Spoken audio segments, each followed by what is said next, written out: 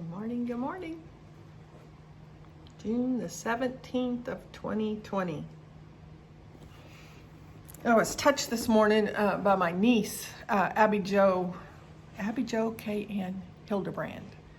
She had gone to a meeting and they did the Pledge of Allegiance, and she's in her 20s, and she did a video she did the video last night and said she was embarrassed because it had been so long since she had recited the Pledge of Allegiance that she didn't realize that the words weren't coming easy to her. So she actually recited the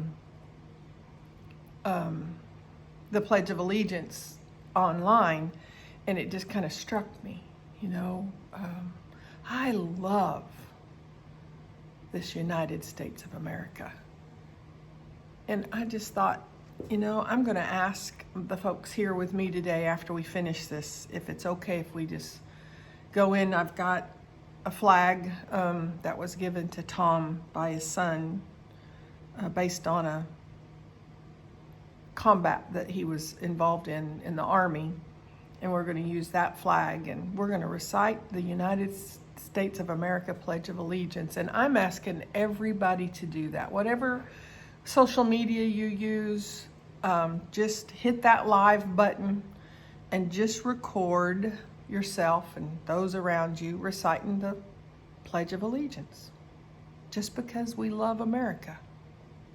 I just think we ought to do that. So I'm asking you all to join with us this morning and pledge allegiance to the American flag. So we'll do that separate from this, but I wanted to make that announcement today on June the 17th of 2020. We're reading in 1 Kings chapter 18, 1 Kings chapter 18. And it's about Ahab and Obadiah and Elijah. And there was a phrase that stuck out at me. There was actually two phrases that stuck out at me. Now, this story is a fascinating story. Most of us don't have any trouble reading this historical text. This historical text is good. It's a good story. It keeps our attention. It's a fascinating story about a supernatural act of God that was done to prove that He is God. But, yesterday and the day before, I talked about how, as I'm reading, I'm sensing this struggle that is within all of us. We fight not against the flesh and blood, but the principalities. The struggle between good and evil inside of us, our flesh wanting satisfaction, our flesh wanting gratification, and our spirit man guiding us by truth and by wisdom and righteousness, and this struggle that's in us. So here we are reading the story, historical text, and in verse 6, Ahab went one way by himself and Obadiah went another way. Now, yesterday's reading told us that Ahab was the most evil of all kings. And in today's reading, they describe Obadiah as a very godly man. I thought I could find it. Obadiah was a devoted follower of the Lord. A devoted follower of the Lord is the way they described Obadiah. And here we read, Ahab went one way by himself and Obadiah went another way by himself. And just right away, it rose up in me that, we're talking about that choice again. The choice we have every single day, blessings or curses, life or death, every single day we're given that choice. And then in verse 21, then Elijah stood in front of them and said, how much longer will you waver, hobbling between two opinions? How much longer will you waver, hobbling between two opinions? Right now in the world, we're divided in so many ways. Now, there's nothing new under the sun. The Bible tells us in Ecclesiastes, there's nothing new under the sun.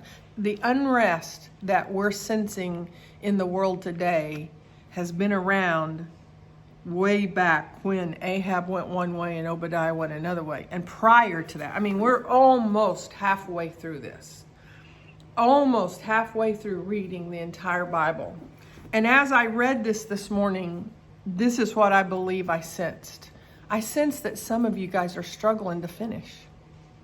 That you've read maybe more this year than you've ever read. Maybe you haven't read every day to say that you're on, I think we're on day 170 today with the leap year. There's some of you maybe for the first time that's read all 170 days. There's those of you that's read more this year than you did last year, but I'm sensing there's a struggle here. There's a struggle in that if it's your first year to read all the way through this Bible, I'm telling you, I understand it's a struggle. If it's your second time or third time, I understand there's a struggle. But what I want to remind you is what we've read together in this book, and that is that God's word never returns void. See, we live by faith, not by sight. Things are not always as it seems. It seems as though you're reading and you're getting nothing out of it. It seems as though this is just really a struggle. What good is it doing me to read every single morning? And what I'm telling you is we live by faith, not by sight. Just because you don't feel something when you read doesn't mean something's not happening inside of you. Every single time you make the sacrifice. See, we've been reading about all the sacrifices. We've been reading about how they had to slaughter this ram and slaughter this calf and this sheep. And they've had to, in the Old Testament, it was all works. It was all, they had to make those sacrifices. There was no forgiveness of sin without a sacrifice. But see, under the new covenant, now that Jesus was the ultimate lamb for us and he's already been slain and his blood has been shed for all of our sins, our sacrifices are different.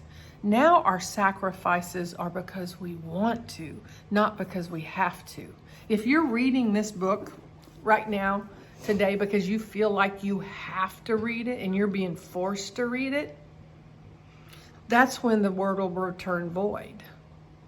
But if you're reading this book because you want to know him, because you know that in here are insights into who he is, and when you say the word know him, it's an intimate knowing of the Father, the abiding of him and us together as one, then I am telling you that even in the midst of your frustration, he is doing a work inside of you, and it doesn't matter if you feel it or not.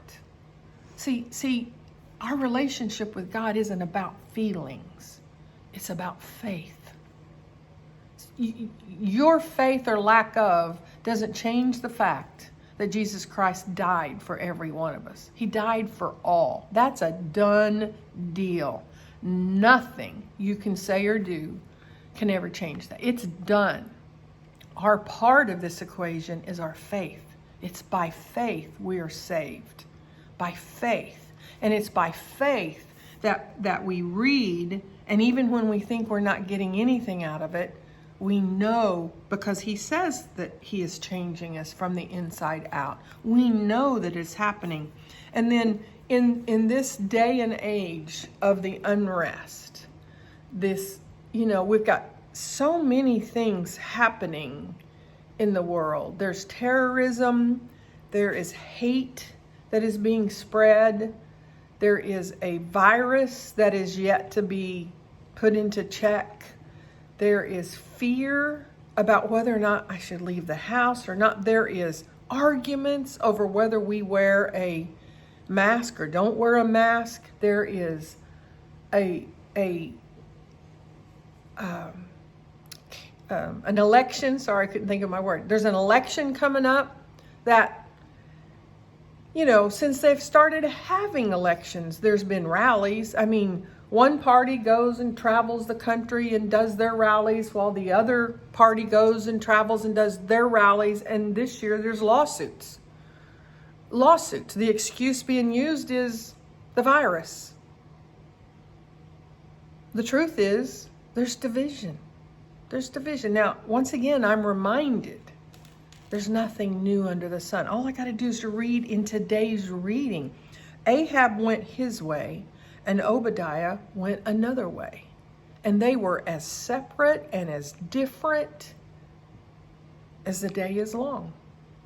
There's nothing new under the sun. I take great comfort in knowing, when the world is saying, and you can't turn on the news media, you can't turn on social media without them saying, oh, it's never been this bad. Oh, we're doomed. No. That's not what this book tells me. You want to know what this book tells me? And you want to know what God is speaking to my heart and saying? The best is yet to come. The best is yet to come. I know He's moving me into new levels of intimacy with Him. I'm hearing His voice in ways that I've never heard. And I know that it's part of the reward for my sacrifice of time to read when I didn't want to read, to study when I didn't want to pray when I didn't have the habit of praying. See, every sacrifice we make because we love Him is rewarded. Oh. And I know this is a question. I knew it as soon as I heard it that I needed to check my heart. How much longer, Elizabeth, will you waver, hobbling between two opinions? I knew that was telling me to spend time with the Lord and ask Him to show me where in my heart I'm wavering.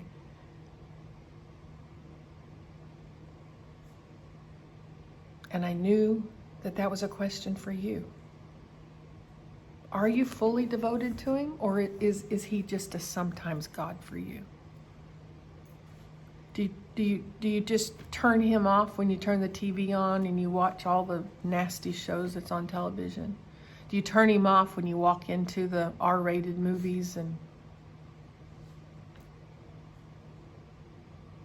one of the teachers that I watch this morning used those words, so I'm borrowing them, but it's so relevant to this. I mean, it's so relevant. How much longer will you waver, hobbling between two opinions? Do you trust Him when it's easy to trust Him? And then do you spew doubt and frustration and anger and hate when it's the easy thing to do?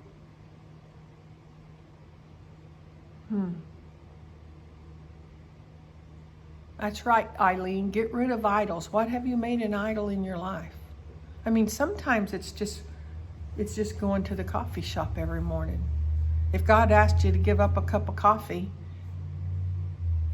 our self-righteousness would rise up and say, but it's just coffee. Now, why am I saying that? Because I'm telling you, I went 6 years that God had told me to stop drinking coffee, and I didn't do it because I just couldn't quite believe He would ask me to give up coffee when at that time I drank 1 cup a day. 1 cup a day is all I drank, and I enjoyed it.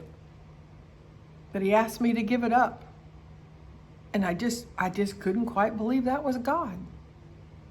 Well, when I gave it up, I understood why He asked me to give it up. I had no idea what that cup of coffee had meant in my life and what I had done with a cup of coffee in my life. Get rid of the idols. Get rid of the idols. What are you idolizing? All you have to do is stop and get silent and think about your day. What did I spend most of my day thinking on today? And you've identified your idols. See, He wants all of you. He doesn't want part of you. He wants all of you. He's a jealous God. He tells us that. He is a jealous God. Love the Lord your God with all your heart, with all your might, and put no other gods before Him. And then He tells us to love one another. And He tells us to love our enemies. And there's those of us that would no more love our enemies than the man in the moon. No. Don't have to. And the truth is, Ahab went one way and Obadiah went another. They had free choice in that matter. How much longer will you waver, hobbling between two opinions? He allows us to choose. I set before you this day life and death, blessings and curses. He lets us choose. He does not want us to be a people that at the risk of death have to love him, that we have to choose him. He gives us the freedom to choose. The freedom to choose. So today, what do you choose? What do you choose this day?